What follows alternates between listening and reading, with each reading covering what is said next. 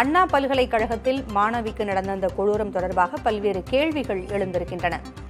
அண்ணா பல்கலைக்கழக சுற்றுச்சுவர்கள் தனிநபர் ஏறி குதிக்கும் அளவிற்குத்தான் இருக்கின்றனவா என்றும் கேள்வி எழுந்திருக்கிறது. பிரியாணி கடை நடத்தி வந்த ஒருவர் தொடர்ந்து இரவு நேரங்களில் இதுபோன்ற செயல்களில் ஈடுபட்டு வருவதாக தெரிய வந்திருக்கும் சூழலில் பல்வேறு கேள்விகள் எழுந்திருக்கின்றன. கூடுதல் விவரங்களை வழங்க செய்தியாளர் அன்பரசன் இணைந்திருக்கிறார். அன்பரசன், நாம் முன்பே கேட்டது போல பாதுகாப்பு கேள்விக்குறியாகி இருக்கிறது என்பதை தொடர்ந்து எழுகின்ற கேள்விகளை பட்டியலிடுங்கள். அண்ணா பல்கலைக்கழகத்தில் மாணவியை பாலியல் வன்கொடுமை செய்த வழக்கில் கோட்டூர்புரம் மண்டபம் தெரு பகுதியைச் சேர்ந்த ஞானசேகரன் என்ற 37 வயதுடைய நபரை போலீசார் கைது செய்திருக்கிறார்கள். விசாரணையில் இவர் மீது 15க்கும் மேற்பட்ட வழக்குகள் நிலுவையில் இருப்பதும், குறிப்பாக கோட்டூர்புரம், மயிலாப்பூர், மந்தவெளி, வேளச்சேரி உள்ளிட்ட பல்வேறு காவல் நிலையங்களில் இவர் மீது வழிப்பறி உள்ளிட்ட பல்வேறு வழக்குகள் நிலுவையில் இருப்பது தெரிய வந்திருக்கிறது. இந்த நிலையில்தான் தற்போது இந்த சம்பவம் குறித்து பல்வேறு கேள்விகள் எழுந்திருக்கிறது. குறிப்பாக குறித்த கேள்விகள் தற்போது சமூக வலைதளங்களில் பெருமளவில் எழுந்திருக்கிறது. குறிப்பாக அண்ணா பல்கலைக்கழக மதில் சுவர்கள் தனிநபர் ஏறி குதிக்கும் அளவு உள்ளதா, ஏன் காவலாளிகள் ரோந்து பணி மேற்கொள்ளவில்லை என்ற பிரதான கேள்வி எழுந்திருக்கிறது. அதே போன்று அண்ணா பல்கலைக்கழக வளாகத்தினுள் இருக்கும் அடர்ந்த வனப்பகுதியில் மாலை நேரம் மற்றும் இரவு நேரங்களில் மாணவ மாணவியர் தனியாக அமர்ந்து பேசுவதாக கூறப்பட்டு வருகிறது. ஏன் அண்ணா பல்கலைக்கழக நிர்வாகம் அதனை தடுக்க முயற்சி செய்யவில்லை என்ற கேள்வியும் பிரதானமாக எழுந்திருக்கிறது.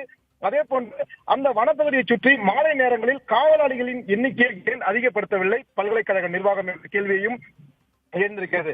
குறிப்பாக மதில் சுவர்கள் முழுவதும் பதிவாகும்படி சிசிடிவி கேமராக்கள் அங்கு சுற்றி வைக்கப்படாதது ஏன் என்ற கேள்வியும் எழுந்திருக்கிறது. குறிப்பாக கல்லூரி வளாகத்திற்கு உள்ளதான் இந்த 50க்கும் மேற்பட்ட சிசிடிவி கேமராக்கள் இருப்பதாகவும், அதே போன்று இந்த மதில் சுவர்களை சுற்றி அங்கு ஒரு சில இடங்களில் மட்டுமே சிசிடிவி கேமராக்கள் பொருத்தப்பட்டிருக்கிறது. பிற இடங்களில் ஏன் சிசிடிவி கேமராக்கள் வைக்கப்படவில்லை?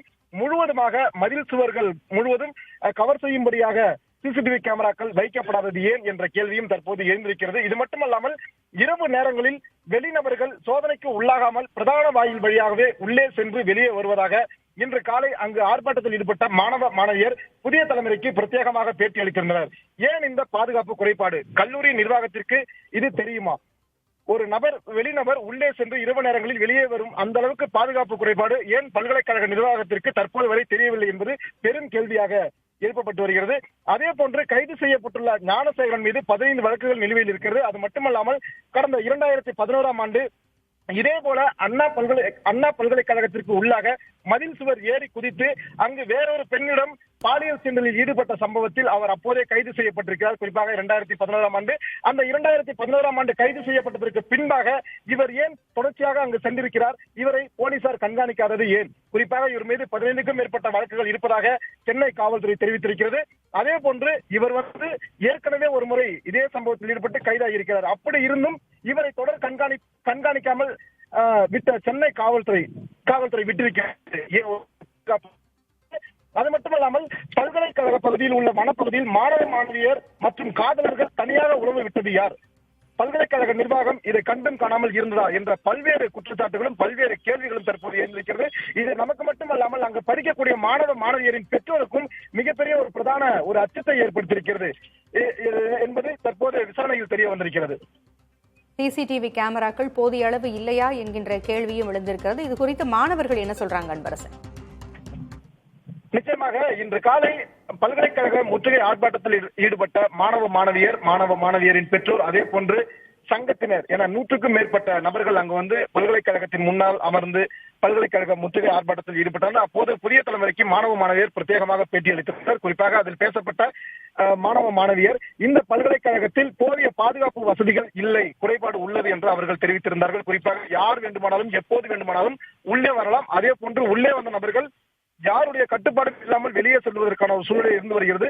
குறிப்பாக எந்த ஒரு வெளிநபரையும் இவர்கள் யாரும் சோதனை செய்வதே கிடையாது. இந்த சம்பவம், அதாவது 23ஆம் தேதி நடந்த பாலியல் வன்கொடுமை சம்பவத்திற்கு பிறகு இன்று மீடியாவில் அது தொடர்ச்சியாக பேசப்பட்ட பிறகு காவலாளிகள் அனைத்து மாணவர்களையும், உள்ளே செல்லும் மாணவர்களையும் இன்று காலை முதல் ஒரு கடுமையான ஒரு சோதனைக்கு உட்படுத்தி தான் உள்ளே அனுமதிக்கிறார்கள். அப்படி இருந்த போதும் ஏன் இவர்கள் கடந்த காலங்களில் இது போன்ற ஒரு வழிமுறையை பின்பற்றவில்லை? இது போன்ற ஒரு வழிமுறையை பின்பற்றி இருந்தால் போன்ற ஒரு மதில் சுவரை அவர்கள் சுற்றி கண்காணித்திருந்தால் இப்படி ஒரு வன்கொடுமை சம்பவம் நிகழ்ந்திருக்காது. அந்த மாணவிக்கு மட்டுமல்லாமல் ஏற்கனவே பல மாணவிகளுக்கும் இவர் இதுபோல பாலியல் சென்று, அதாவது மொபைலில் வீடியோ பதிவை எடுத்து வைத்து அதை மிரட்டி பணம் பறித்து வந்ததும் பாலியல் சென்று ஈடுபட்டதும் தெரிய வந்திருக்கிறது. இந்த நிலையில் தான் அங்கு படிக்கக்கூடிய மாணவ மாணவியரும் இந்த சம்பவம் குறித்து கேள்வி எழுப்பியிருக்கின்றனர். தகவல்களை வழங்கியமைக்கு நன்றி அன்பரசன்.